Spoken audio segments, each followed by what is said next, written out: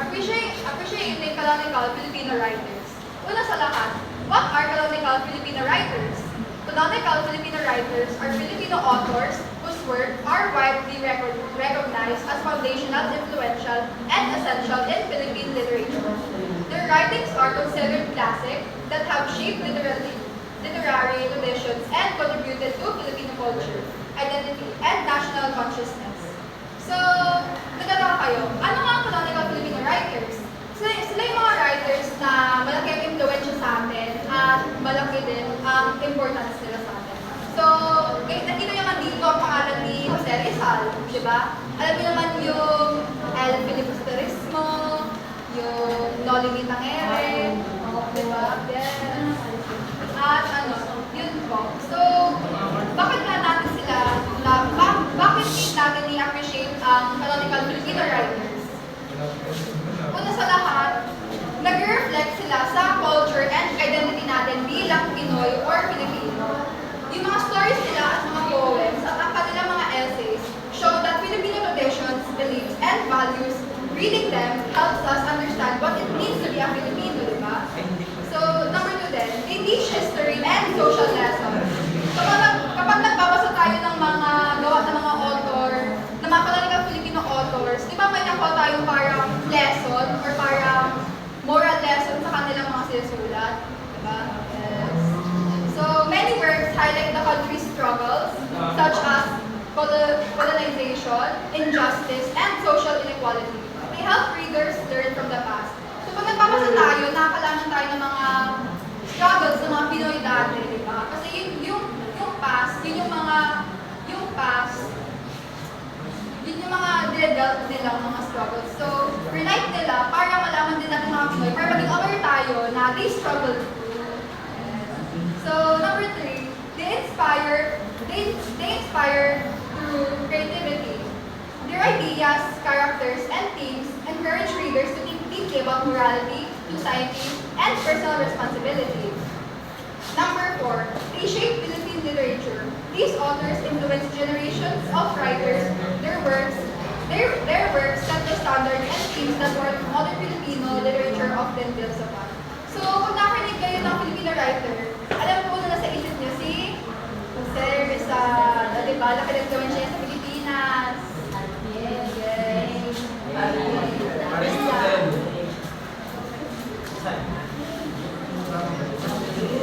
Key works and influence of Filipino writing. Number 1 is Jose Rizal, Noli Me Tangere, Filibusterismo, advocating for social reform and national consciousness. So,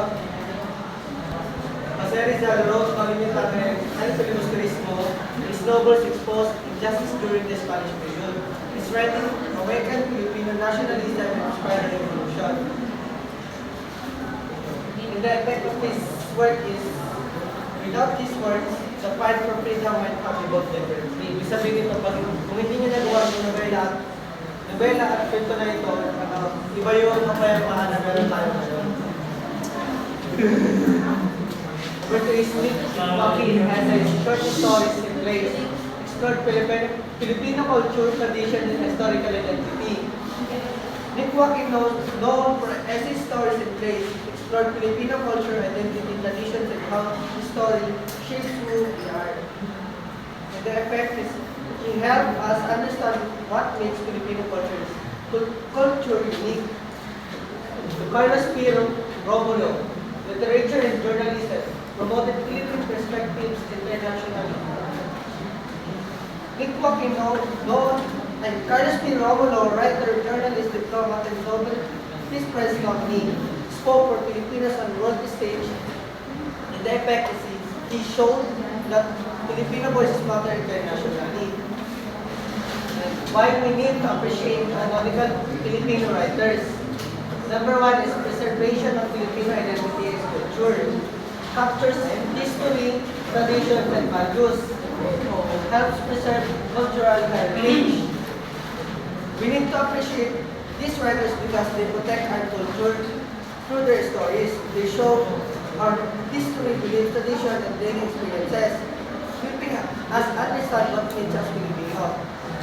Mahalaga silang palagahan kasi Through their stories, napapanatili nila ang ating kultura, pinapakita nila ang history natin, belief, tradition, at daily life. Kaya mas naiintindihan natin kung ano talaga ang pagiging Pilipino.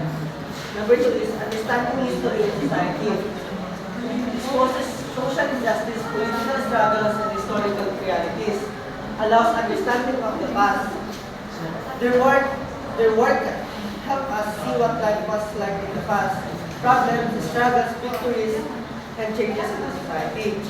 By reading them, we learn about social issues and understanding why our country is the way it is today.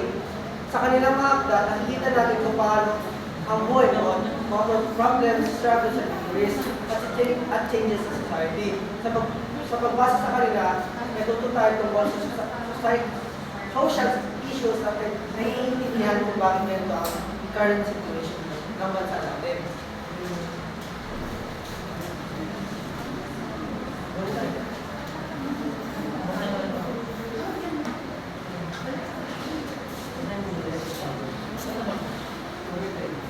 Inspiration and critical thinking. Courage. Reflection on social issue, morality, and national identity.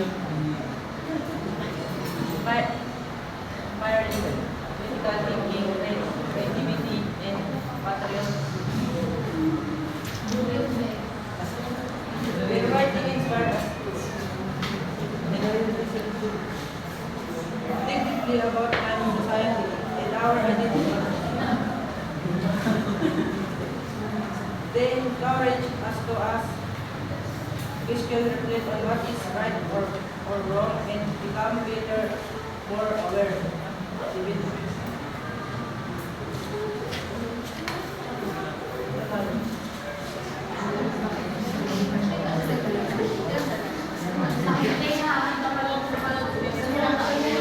Ang kanilang mga akda ay nagbibigay inspirasyon para mag-isip tayo ng malalim about lifestyle at identity natin. Hinihikayat tayo nitong magtanong, mag-reflect sa tama at mali, at maging mas mabuti at aware na individual. Number 4, foundation of national literacy.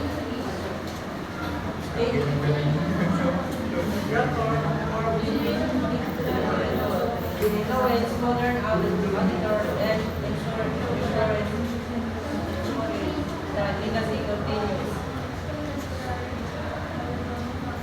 This one brothers creating the building blocks of Philippine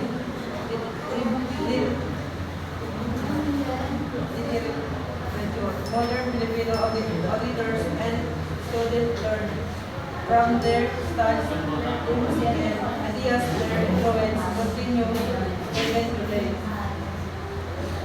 Sila ang nag foundation sa Philippine literature, maraming modern Filipino auditors at students ang natulong sa kanilang style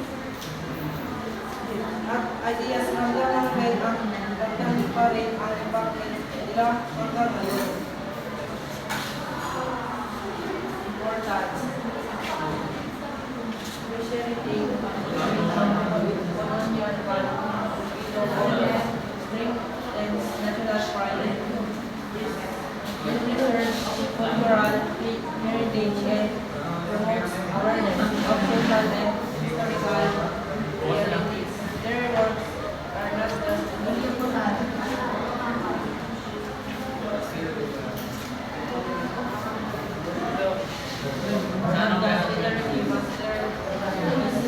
they are tools for education, inspiration, and national passion and community. Presenting Hallelujah Filipino brothers, receive our strength is our national pride. It brings us about history and how we understand society. Their works are important tools for learning, invention, and nation building. Ang pagpapahalaga ng mga manunulat na ito ay nakatulong sa pagpapanatili ng ating culture, pagpapatibay ng national pride, pagtuturo tungkol sa history, at pagtutulong ng understanding na ating society. maganda mo sa importance guys sa learning, reflection at sa pagbuo ng mas matatag na bansa.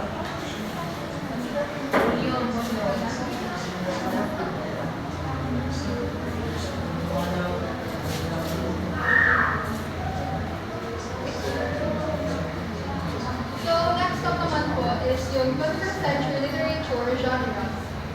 Number one, illustrated novel.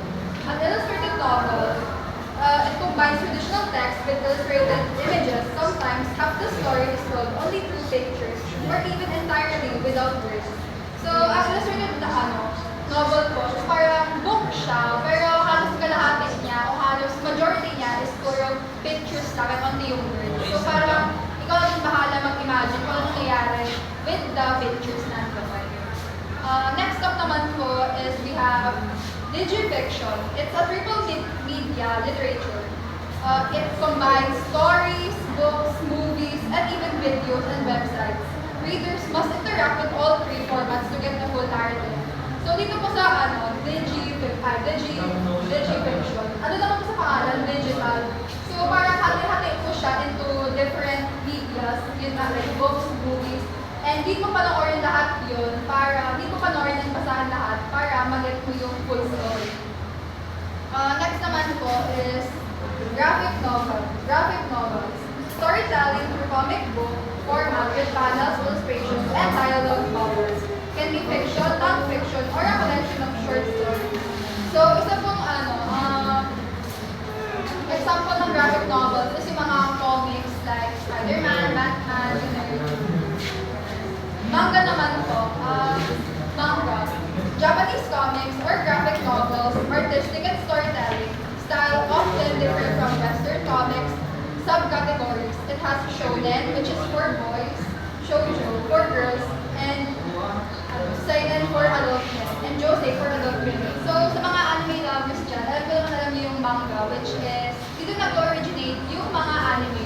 Para siyang book with drawings of anime characters, and may maliit po siya mga text bubbles with the words.